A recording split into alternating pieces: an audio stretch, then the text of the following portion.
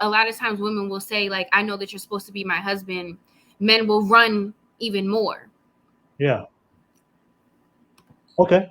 What do you think about that, Courtney? What do you think about that topic?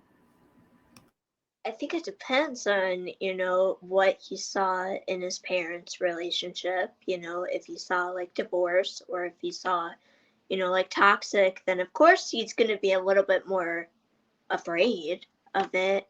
And I think God speaks to us in different ways depending on how we pay attention.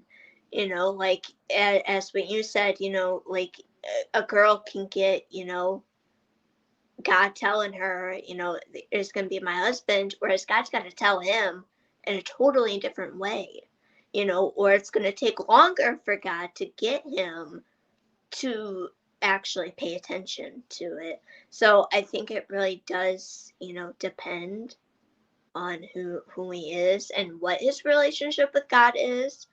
And, I guess that's the thing, is like it does take a little bit longer for him, but maybe, it depends on what his situation is, what he's going through in the present. All right. I think. Yeah, thank you for sharing that, Courtney. Appreciate that.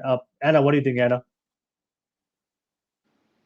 I think that personally, I would never tell a man if the Lord told me, because I don't want to scare him off. Even though he's a man of God, I still wouldn't, because it's just kind of creepy, to be like, God told me that you're my husband. Like, I feel like if it was me, I'd be like, ah, especially if, like, I don't know, but I do feel like that is true, that men do get like more afraid of like marriage even if they're men of God.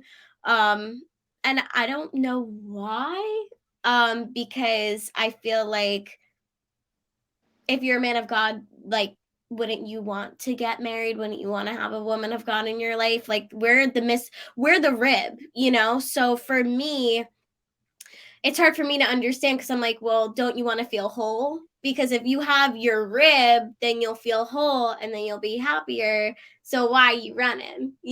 But I think it does have to do with what Courtney said. Like, majority of the time, just it depends the household they grow up in, because I won't lie. Like, if I've spoken to a guy who grew up in a household with a mother and a father and it was healthy, they're not as afraid than the ones that don't. And it doesn't mean that they don't want it, they just don't really have that right example. And I think that, what I think it really is at the end of the day, I don't think it has that much to do with the women, like the women itself. I think it has more to do with them feeling like, oh, I'm not qualified for the job, when they are. They just need to go to the Lord and get that confidence and get that clarification. So I think it's more within them, that there's a lot of pressure on them as a man and they get scared. And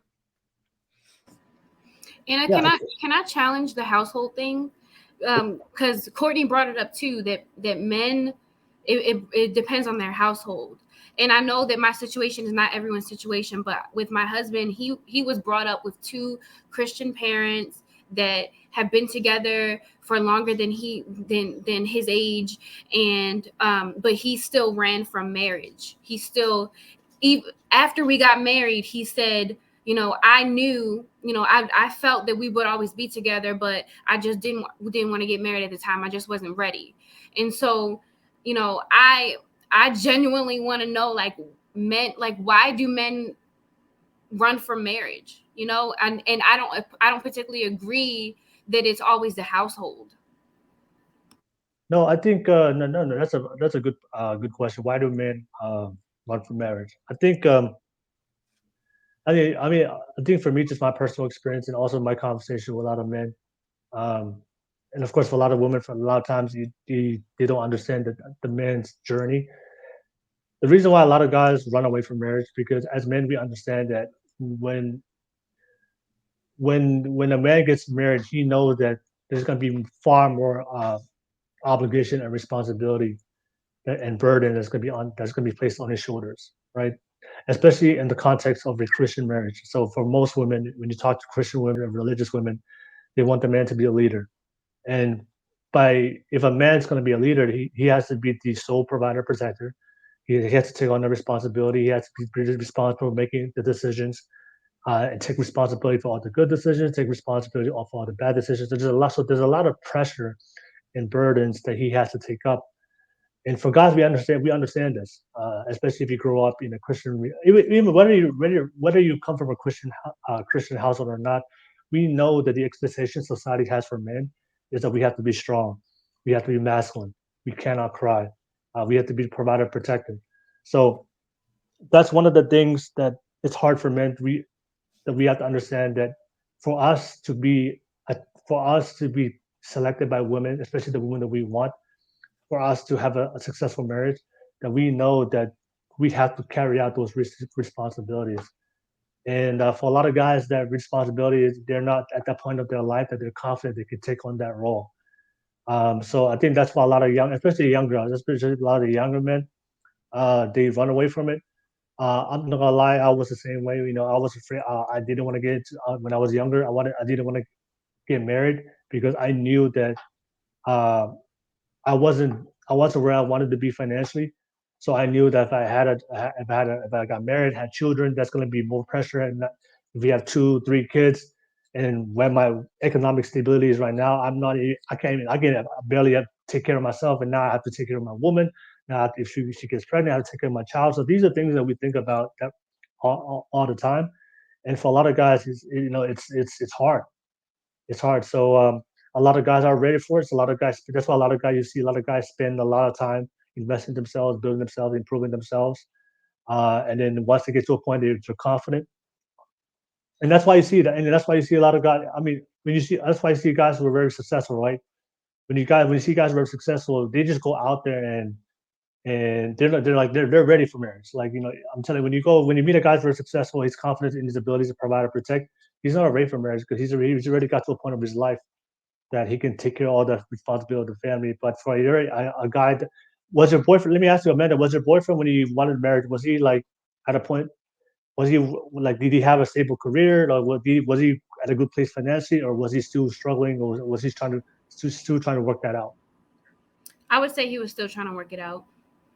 So I'm not surprised that, because we know that we get married, especially from a Christian marriage, then we know in a Christian marriage that the man has to be the man has to be strong, the man has to be the provider protector, and he has to be the leader.